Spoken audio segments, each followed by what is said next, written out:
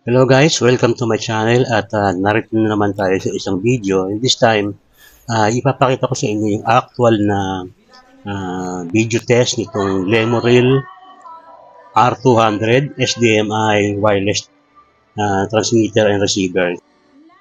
So ito yung setup namin. Ngayon yung aking camera, yung rig, at saka yung Lemuril R200. So nakakabit yan sa Canon M50, and then yung aming receiver doon sa computer na nag-live stream ay nandoon banda sa likod, sa ground floor, pero sa tabi ng hagdan. Afternoon to our honored guests, to the board of directors. So dito sa aking observation, smooth naman yung aking video dito sa camera, Canon M50. Mangyari lamang na nagkakaroon ng lag sa actual live stream sa Facebook. So merong mga micro lags, pero dun sa camera monitor ay okay naman. So ito yung isang actual na footage na kung saan ay gumagana yung Lemuril R200 kabit sa M50 at lahat sila nakakabit sa rig. So meron talaga mga unstable movements na nangyayari dahil sa dala-dala ko yung rig at hindi maiwasan na nagagalaw o nanginginig yung kamay.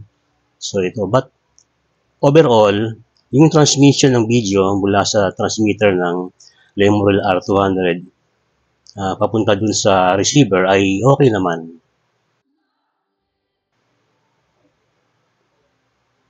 So kahit pa mataas yung resolution ng aking camera na nakaset, nasa 1080p and 60 frames per second, babago talaga yung actual na resolution pagka na-i-upload na sa live stream.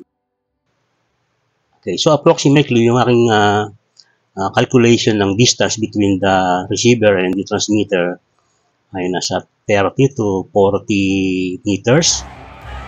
Dahil lumalakad ako sa area para makapag-video sa iba't ibang location, ay yung amount ng transmission interference dahil sa dami ng tao at lahat ng yan ay may mga dalang mga cellphone na naka-on ay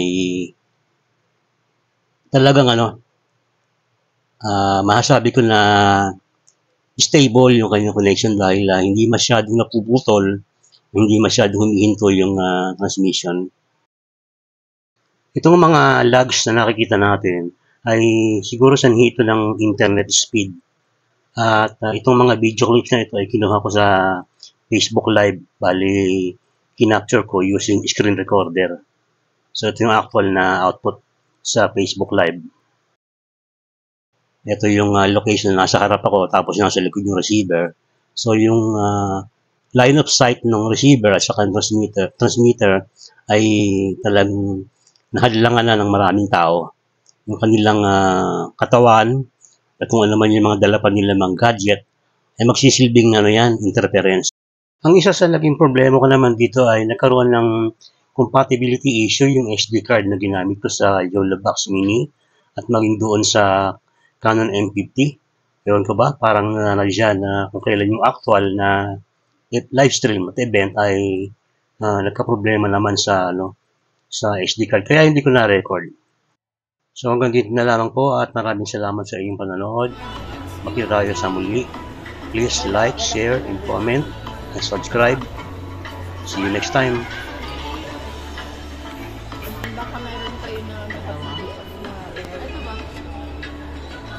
yan, ini ka do, thank you so much. Teka lang.